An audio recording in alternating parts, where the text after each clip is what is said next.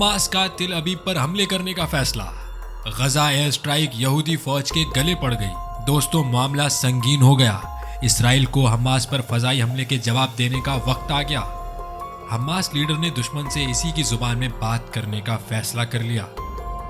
बैनुल अक़वामी media पर भी जंग के सायरन बजने लगे। इसराइली अखबारों पर सुर्खियां लग गई। आयरन डोम को ऑपरेशनल कर दिया गया।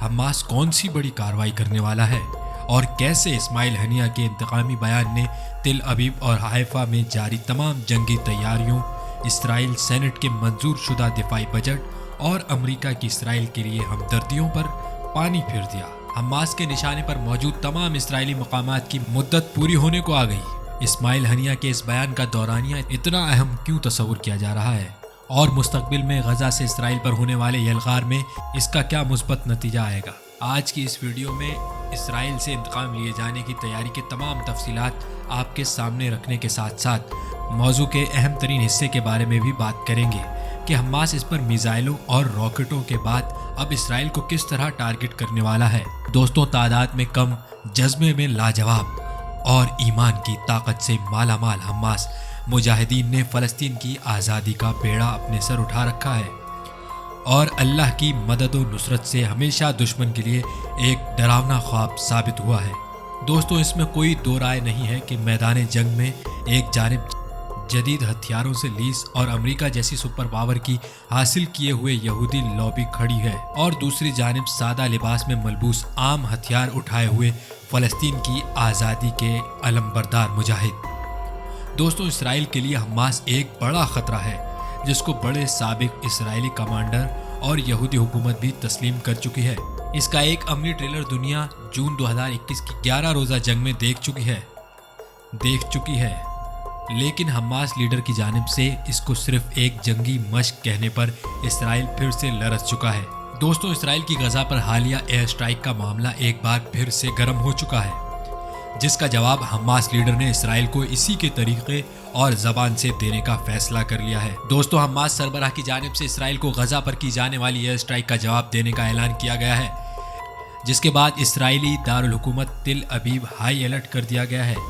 दोस्तों, फ़लस्तीन की अस्करियत पसंद जिहादी और इस्लामी तहरीक हमास, जिसको बेशतर मगरबी ममालिक में नामज़द दहशतगर्द तंजीम भी कहा जाता है, इसने फ़ज़ाई हमलों के सिलसिले के बाद फ़लस्तीनियों के खिलाफ इसराइल की नई फ़ौजी जारियत पर खबरदार करते हुए इंतकाम का ऐलान किया। याद रहे कि इसराइली मीडिया की जानिब से ये कहा गया था कि इसकी दिफाई अफवाज के लड़ाका तैयारों और हेलीकॉप्टरों ने गुज़िश्ता रोज़ गजा में हमास दहशतगर्द ग्रुप से ताल्लुक़ रखने वाली तंसीबात और चौकियों पर जवाबी हमले किए थे।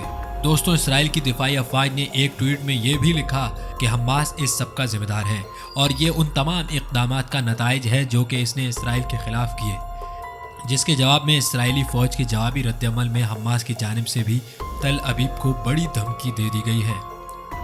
दोस्तों, जनरल कासिम सुलेमानी की शहादत की दूसरी बरसी के मौके पर मशरिक वस्ती वेबसाइट के कॉलम निगार ने लिखा है कि अगर सरदार सुलेमानी को कत्ल करने का अमरीकी मकसद ईरान को पीछे धकेलना था तो कहना पड़ेगा कि ये मंसूबा बुरी तरह से नाकाम हो गया है। अर्ना न्यूज़ एजेंसी के मुताबिक इस वेबसाइट के मुसन्निफ ने मशरिक वस्ता में दहशतगर्दी के खिलाफ जंग में सरदार सुलेमानी के नाकाबिल तरदीद किरदार का हवाला देते हुए लिखा है कि लबनान, अफगानिस्तान, यमन और गजा और कुर्दों और दीगर लोगों ने भी सख्ती से इसकी हिमायत की। साबिक अमरीकी सदर डोनाल्ड ट्रंप ने हाल ही में नोट किया ईरान के आला हिकमत अमली के माहिर को कत्ल करने के इनके फैसले के पीछे इसराइलियों का हाथ था और ये कि इसराइली ईरान से लड़ने के लिए आखिरी अमरीकी फ़ौजी के लिए तैयार हैं। मीडिया का मजीद कहना है कि इस वक्त के इसराइली वज़ीर आज़म बेंजामिन नेतन्याहू ने सोचा था कि वो ट्रंप को ओहदा छोड़ने पर राज़ी करने और जनरल सुलेमानी को कत्ल करने पर राज़ी करने में बहुत ज़्यादा होशियार थे। ताहम अब ये वाज़ेह है कि इन दोनों में से कोई भी फैसला अमेरिका के कौमी मफाद में नहीं था, जब तक इसराइल और अरब दुनिया के दरमियान ताल्लुकात को मामूल पर लाने में सबसे अहम मुल्क सऊदी अरब मौजूद नहीं है। इस तरह का फैसला नहीं किया जा सकता। मुसन्निफ ने लिखा कि मशरिक वस्ता में स्ट्रेटेजिक तब्दीली के हक में शकूक व शुबहात पाए जाते हैं। अमेरिका जिल्लत आमेज तरीके से अफगानिस्तान छोड़कर वस्ती एशिया में खेल हार गया, जिसके मगरबी एशिया में संगीन नताइज बरामद हो सकते हैं। عراقی پارلیمنٹ نے ملک سے تمام امریکی فوجیوں کے انخلا کے حق میں ووٹ دیا ہے۔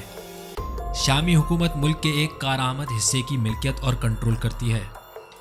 عرب ممالک کے رہنما جو کبھی دمشق سے دشمنی رکھتے تھے اب شام واپس آ گئے ہیں۔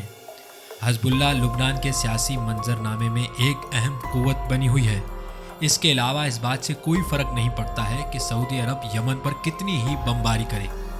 حوثی اسٹریٹجک شہر مارب میں فتح کے قریب تر ہوتے جا رہے ہیں، جو ملک کے اہم ترین سعودی اڈوں میں سے ایک ہے۔ حماس کا کنٹرول ابھی تک ہے اور گزشتہ موسم بہار میں پہلی بار عرب شہریوں کی جانب سے یروشلم میں احتجاج کرنے والے فلسطینیوں کی حمایت دیکھنے میں آئی۔ اگر سلیمانی کے قتل کے منصوبہ سازوں کا اصل ہدف ایران کی ڈیٹرنٹ پاور سے نمٹنا ہوتا تو وہ غلط اندازہ لگاتے، کیونکہ عین الاسد کے اڈے پر داغے گئے میزائل ابتدائی سوچ سے کہیں زیادہ نقصان دہ اور درست جواب ہوتے۔